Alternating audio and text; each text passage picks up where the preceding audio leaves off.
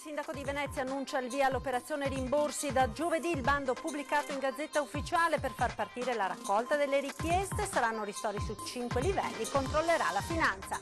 L'ondata di piena del Po interesserà il territorio veneto a partire da domani sera. Allerta rossa per i comuni rivieraschi, culmine tra giovedì e venerdì nel Rodigino.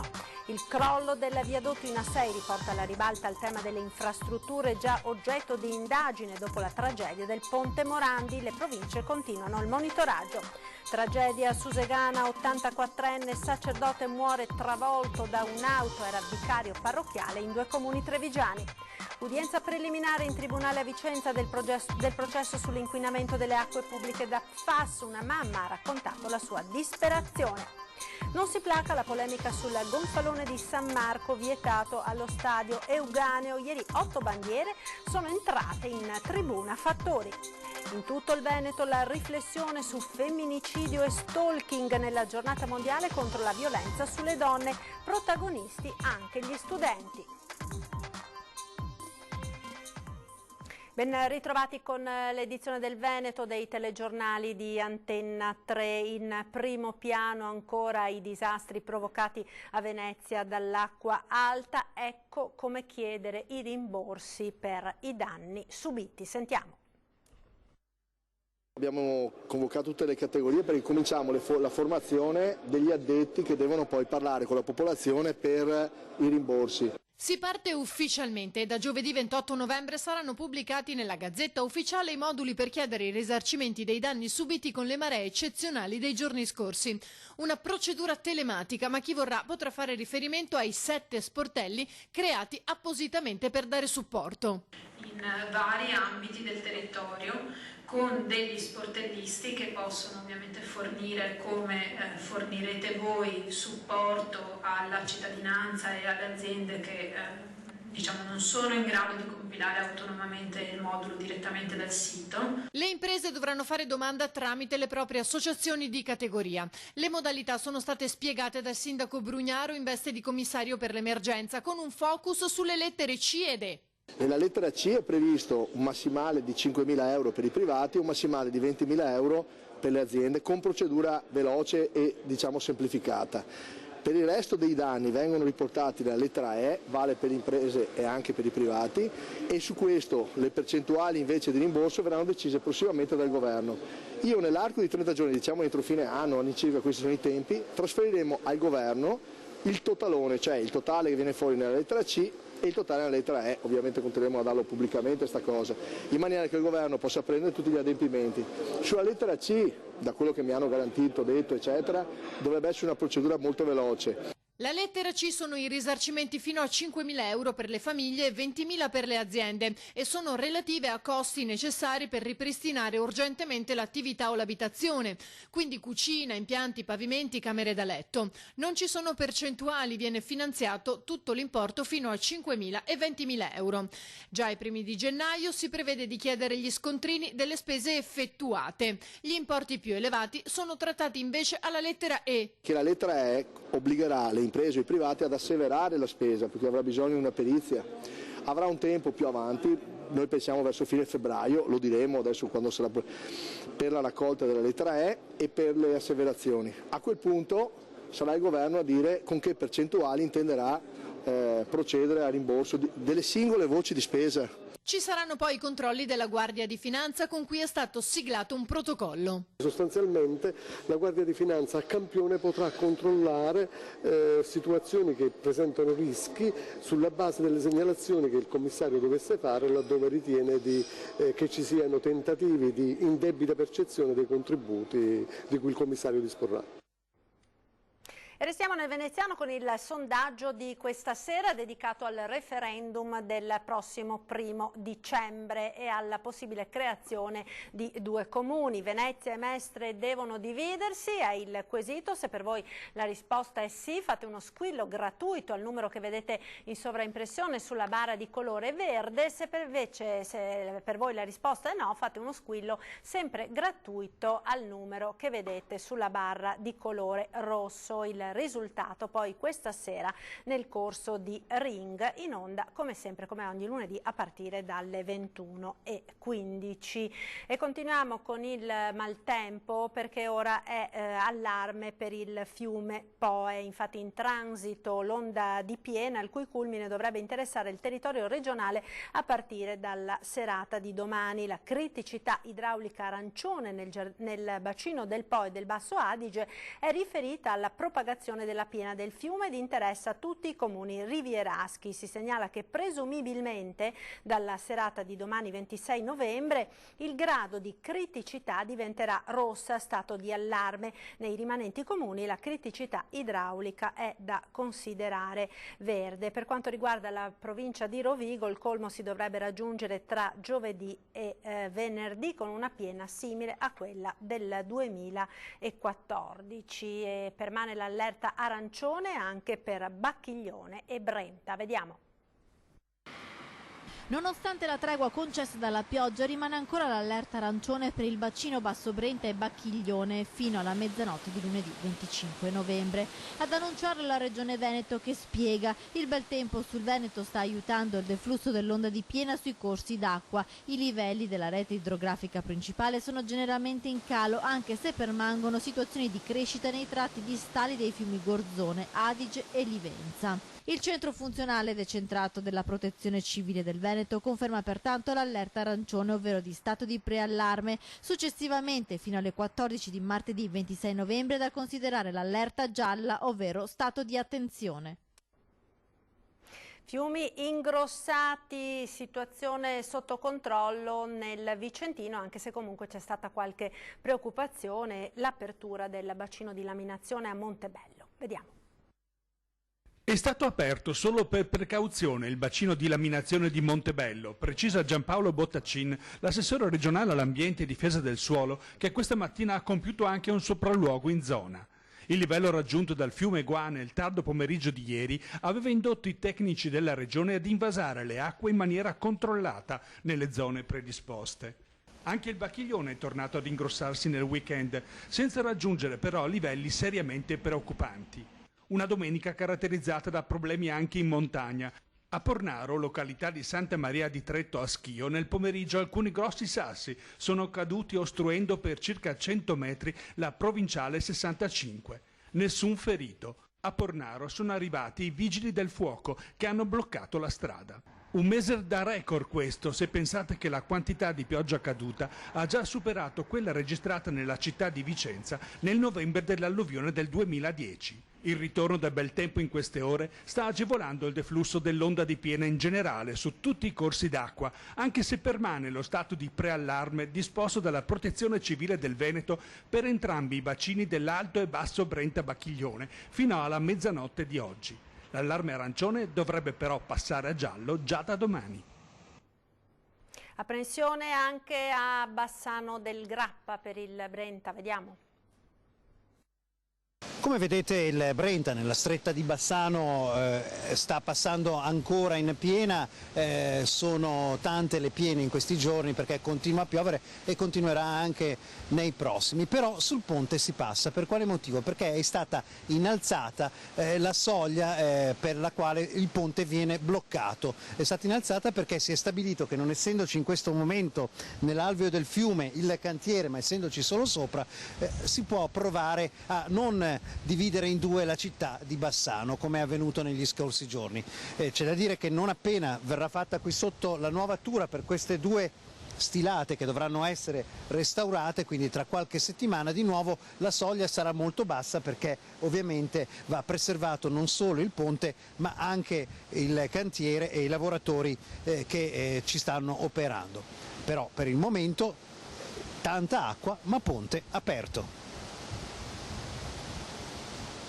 In realtà, stando così le cose, la misura voluta dal sindaco Elena Pavan è più di facciata che reale, perché non appena l'acqua scenderà nei prossimi giorni si inizierà a costruire la tura da destra a Brenta, cosa prevista prima delle piene già a fine di questo mese. E pertanto il nuovo limite rimarrà per pochi giorni, superato dal nuovo cantiere in Brenta che durerà invece molti mesi. in attesa nel frattempo che si faccia anche chiarezza sulla pavimentazione del ponte, che la Giunta vuole in pesante pietra e che, secondo quanto dichiarato da tutte le opposizioni, sarebbe invece un cambiamento di natura strutturale non ammissibile dal progetto di restauro. Il sindaco Pavan garantisce però che per quanto riguarda le future chiusure del ponte, pur venendo incontro ai residenti di Angarano, si continuerà a garantire la sicurezza dei pedoni del ponte stesso, il che significa che in caso di piena, con il cantiere in alveo, le restrizioni torneranno quelle precedenti. Ponti e viadotti, dopo il crollo in A6 torna nuovamente alla ribalta la questione del monitoraggio costante dei viadotti. Vediamo. Con il crollo del ponte lungo la A6, la Torino-Savona, si è scongiurata un'altra tragedia, come purtroppo invece è accaduta con il ponte Morandi a Genova. Un disastro che riporta d'attualità lo stato di ponti e viadotti anche nel Veneto. Nella Marca, nel frattempo, i controlli previsti per legge procedono senza destare particolari preoccupazioni. Non abbiamo situazioni di allarme nella Marca, abbiamo circa 500 ponti. Questi ponti sono tutti stati monitorati. Sotto monitoraggio anche il ponte di Vidor, dove passano 25.000 veicoli al giorno con un'incidenza del 10% di veicoli pesanti. Il ponte è stretto per la moderna viabilità, ma risulta essere sicuro. Di fatto il ponte di Vidor è stato il primo che è stato monitorato, dà garanzie di assoluta stabilità e di resistenza statica. Anche più a nord, sempre sul Piave, il ponte di Fener, dopo il monitoraggio, risulta essere sicuro. Le fondazioni sono su pali profonde 20 metri, abbiamo verificato anche con la collaborazione della società Veneto Strade, che è gestore di 3/4 del ponte assieme a noi, e non ci sono assolutamente problemi dal punto di vista statico. A lanciare invece l'allarme in un comunicato è il presidente dell'Unione Province Italiane, Michele De Pascale. Nell'agosto del 2018, all'indomani della tragedia del ponte Morandi, ci venne chiesto un monitoraggio urgente sugli oltre 30.000 ponti, viadotti e gallerie in gestione. In poche settimane consegniamo al Ministero delle Infrastrutture un quadro da cui emergeva la necessità di intervenire su 5.931 strutture, su cui avevamo già pronti i primi progetti, e di procedere con indagini tecnico-diagnostiche urgenti su 14.089 opere, ma nulla è stato fatto. A stretto giro risponde Stefano Marcon, presidente della provincia di Treviso. Dalle nostre indagini avevamo chiesto 63 milioni da utilizzare per la viabilità provinciale. Ad oggi dal governo non è arrivato nulla. Continuano a far discutere le parole del ministro Francesco Boccia sul lavoro delle TV locali nei giorni del disastro di Venezia. A Venezia, per quelle decine e decine di ore ininterrotte di diretta, era più opportuno pagare alle TV locali, che con ragazzi straordinari raccontavano l'alluvione, o questa Rai. Le parole a volte pesano più dei macigni, parole come quelle del ministro per gli affari regionali Francesco Boccia, che hanno acceso il dibattito nell'intero weekend, appena una settimana dopo il disastro su Venezia e il litorale. Le TV locali in Veneto, è il commento di Boccia, hanno fatto quello che normalmente dovrebbe fare il servizio pubblico. Hanno raccontato l'alluvione, le sofferenze di Venezia, facendo un servizio pubblico che avrebbe dovuto fare la Rai. Così come hanno fatto il giorno dopo i giornali locali e anche in Puglia. E invece loro lì, a Roma, a litigare su produzioni milionarie di programmi spesso inutili o su appalti la cui genesi lascia basiti. Insomma, il plauso è un'informazione capillare al servizio della gente. Complimenti, è la riflessione di Boccia, a chi ancora riesce a tenere in vita un'azienda editoriale sui territori, e lo Stato forse dovrebbe pensare più a loro e meno ai palazzoni Rai. Si apre una stagione che impone una discussione laica e profonda sulle finalità del canone. Sosterrò tutti coloro che in Parlamento chiedono che una quota del canone, il 10%, vada al sostegno del pluralismo e dell'informazione assicurata da TV locali, giornali e siti locali. Parole durissime che hanno trovato una replica quasi immediata dei CDR Rai Veneto e Puglia. Accuse infondate e inaccettabili la risposta, affermazioni diffamanti e lavoro di TGR e testate nazionali calpestato da polemiche pretestuose. Ancora cronaca, tragico incidente ieri sera a Susegana, a perdere la vita un anziano sacerdote molto noto in provincia di Treviso, un dramma che riaccende le polemiche sulla sicurezza di quella strada. Sentiamo. Si è spento all'ospedale di Treviso 2 ore dopo il terribile incidente nel quale era rimasto coinvolto ieri sera a Sant'Anna di Susegana. Profondo cordoglio nella Marca per la morte di Don Dino Milanese, investito da un'auto poco dopo le 19:30 in via Mercatelli davanti alla trattoria Ciao Bei. Il sacerdote stava attraversando la strada quando è sopraggiunta un'auto condotta da una 61enne di Susegana che, complice probabilmente l'oscurità, l'ha travolto. Subito soccorso, Don Dino è stato trasportato al Cafoncello, dove purtroppo si è spento qualche ora dopo. Don Dino Milanese, 84 anni, era attualmente vicario parrocchiale nelle comunità di Sernaglia della Battaglia, Falsa di Piave e Fontigo ed era incaricato diocesano per il collegamento con il CEIS. Nato a Cordignano, ordinato nel 60 a Vittorio Veneto, Don Dino Milanese era un sacerdote molto amato ed apprezzato per la sua grande sensibilità, umanità e cultura. La notizia della sua improvvisa scomparsa è stata accolta con sconcerto e dolore da tutta la comunità diocesana. Con l'improvvisa scomparsa di Don Dino, sacerdote ma soprattutto amico, il nostro paese perde un importante punto di riferimento, afferma il sindaco di Sernaglia Mirko Villanova. La sua presenza, la sua cultura, la sua empatia e la capacità di fare comunità mancheranno molto ai parrocchiani e a tutta Sernaglia della Battaglia. Intanto a Susegana monta la polemica per la pericolosità di quel tratto di via Mercatelli, già teatro di numerosi, troppi incidenti con morti e feriti. A maggio dell'anno scorso sulla strada maledetta perse la vita una ragazza di 18 anni. Nel 2015 un 58enne in scooter morì travolto da un'auto che entrava nel parcheggio dell'osteria. Qualche mese fa una coppia è rimasta gravemente ferita, ma la tragica lista negli anni è molto più lunga. I residenti sono esasperati e chiedono la messa in sicurezza della strada. Già qualche anno fa ne avevamo parlato col prefetto per la possibilità di installare dei rilevatori di velocità, però a quel tempo, nonostante le nostre istanze, c'era stata negata la possibilità. Adesso ritorneremo alla carica con ancora più forza per avere l'autorizzazione e poter magari fare un lavoro in compartecipazione con la provincia. Il comune di Susegana c'è. Poi per quel che riguarda quell'attraversamento pedonale, in collaborazione con la provincia sarà necessario mettere una pastorale. La pastorale è quella che illumina completamente l'attraversamento. Linea alla regia, ora per la pubblicità, tra poco restate con noi.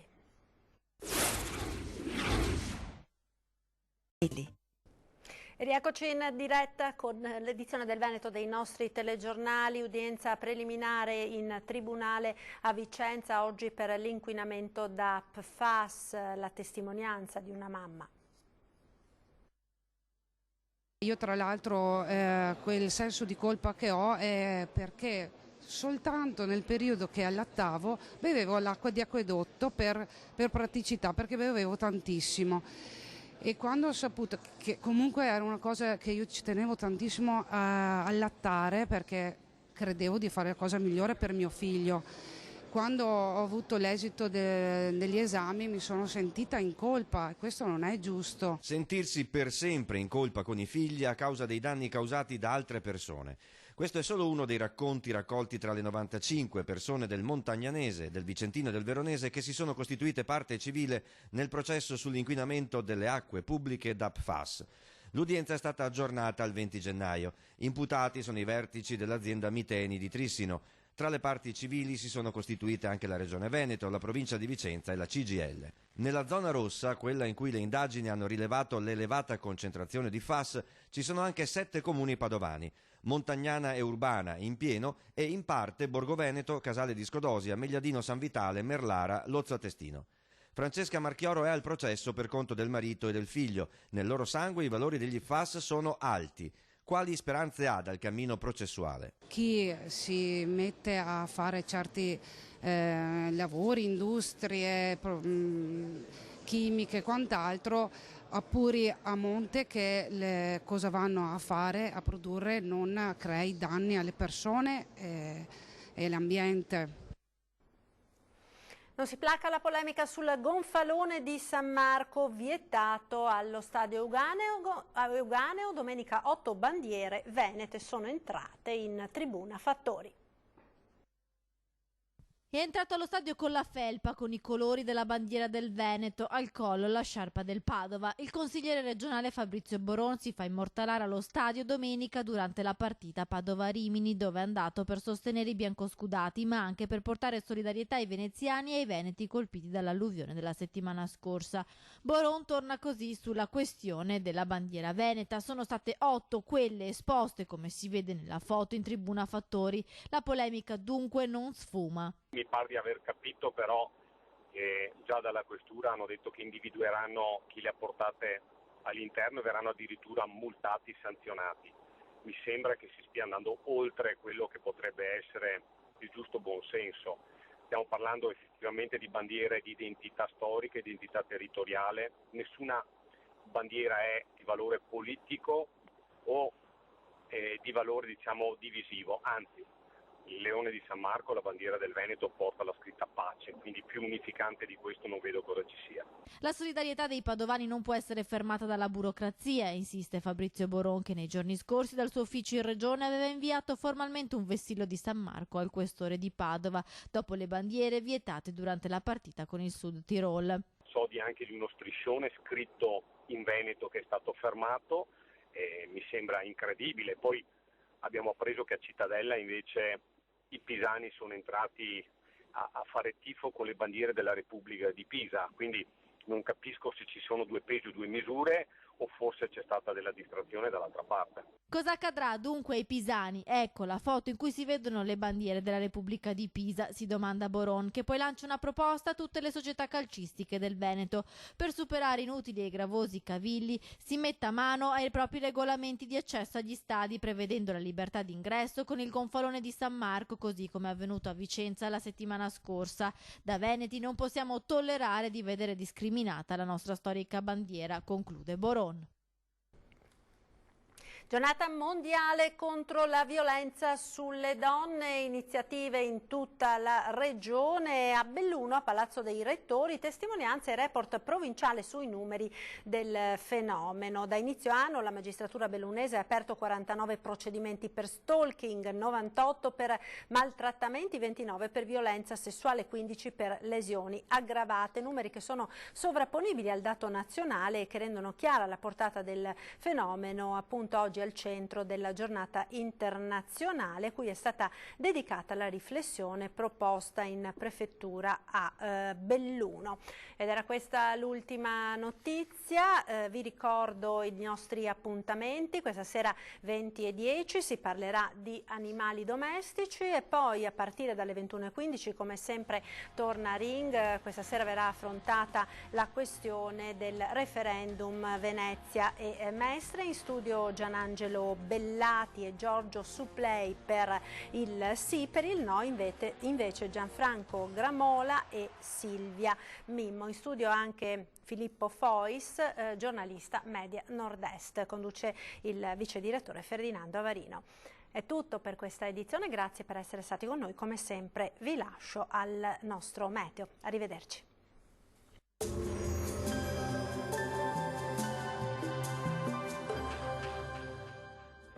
Bentrovati al meteo. Il lunedì ci ha stupito con la presenza del sole che a dire il vero mancava da un po' e la settimana proseguirà poi ancora con il bel tempo. La situazione nel dettaglio. Sul Veneto la giornata di martedì 26 novembre trascorrerà all'insegna della stabilità, ampio soleggiamento e cielo poco nuvoloso dappertutto. Da segnalare solamente qualche foschia o nebbia sulle pianure più interne, localmente anche persistente. Vediamo anche le temperature, le minime saranno comprese tra 5 e 10 gradi, le massime invece tra gli 11 e i 14 gradi. Bel tempo anche sul Friuli Venezia Giulia, con tanto sole ovunque e cielo al massimo poco nuvoloso, non sono previste piogge. Temperature minime tra 6 e 10 gradi, massime oscillanti invece tra i 12 e i 13 gradi. Poche novità infine sul Trentino Alto Adige, dove anche qui avremo una giornata soleggiata, salvo per innocui addensamenti sui settori più settentrionali della nostra regione. Temperature minime sui 5 gradi, massime sui 12 gradi. Bene, dal meteo di Antenna 3 per ora è tutto. Grazie per l'attenzione e arrivederci.